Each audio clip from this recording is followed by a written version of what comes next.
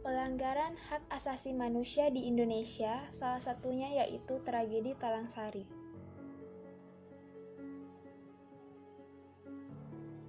Tragedi Talang Sari adalah kasus pelanggaran HAM berat masa lalu yang terjadi pada tanggal 6-7 Februari 1989 di Dusun Talang Sari 3, Desa Raja Basa Lama, Kecamatan Jepara, Kabupaten Lampung Timur. Peristiwa ini merupakan dampak dari penerapan asas tunggal Pancasila di masa Orde Baru.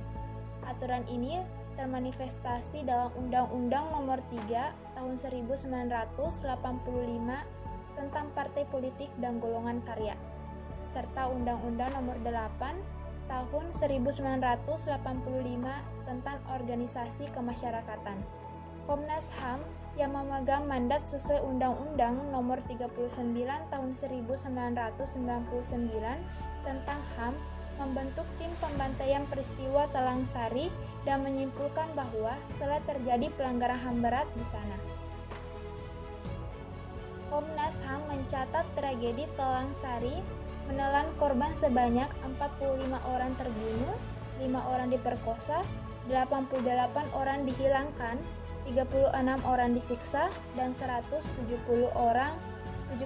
orang ditahan dalam tragedi Talang Sari ini. ABRI juga membakar seluruh perabotan rumah warga, sehingga situasi saat itu sangat mencekam.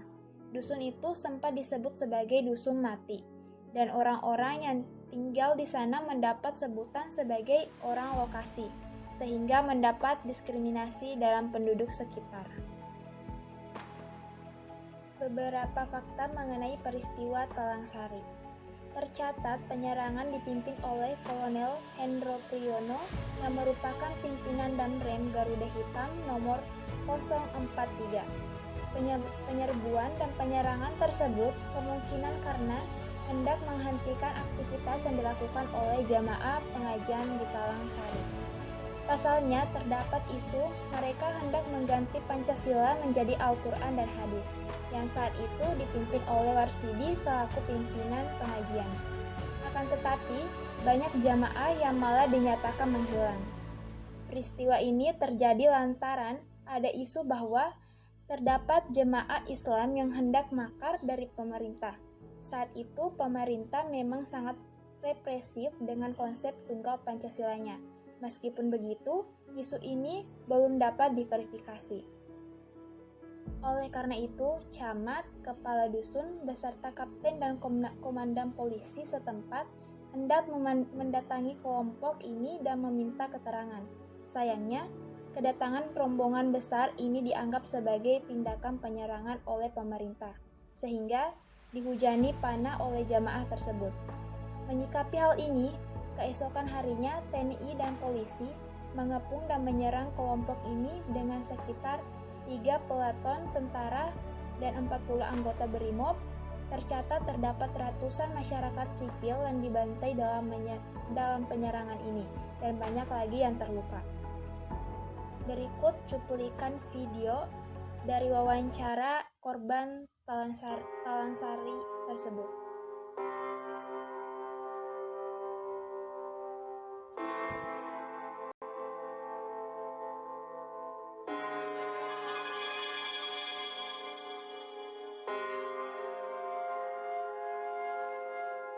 Sekitar subuh itu suara rentetan senjata itu sudah tidak bisa dikendalikan lagi, dan di pagi harinya juga saya sudah melihat ada banyak orang yang lalu lalang.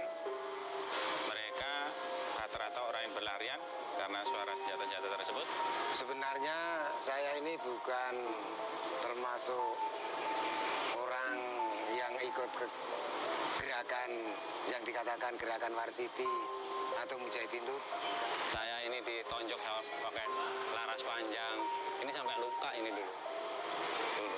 Kalau hal-hal yang seperti itu tahu sendiri Mbak, kalau pada zaman Orde Baru jelas sangat ganas sekali, apalagi saya dikatakan ekstrim kanan waktu itu. Kami kena getahnya, yaitu dipegang atau diambil oleh Koramil, kemudian dibawa ke Korem, kemudian kebetulan saya ditahan di sana di Lembaga Pemasyarakatan Raja Basa Lampung selama 16 bulan. Itulah tadi video mengenai tragedi Talang Sari.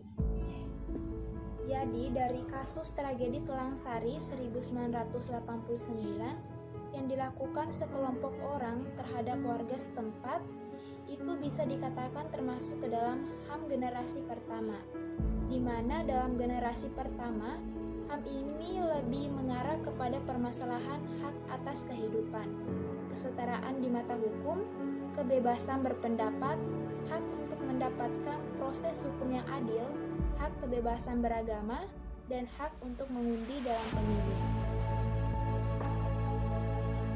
Dari kasus Talang Sari 1989, kita dapat melihat bahwa kasus ini merupakan kasus pelanggaran HAM berat. Maka dari itu, kita dapat memberikan solusi dari kasus ini, yaitu menekan DPR merevisi Undang-Undang tentang Komisi Kebenaran dan Rekonsiliasi sehingga seluruh kasus dugaan pelanggaran HAM berat di masa lampau dapat diselesaikan secara rekonsiliasi dan kepada korban dapat mendapat kompensasi atau restitusi.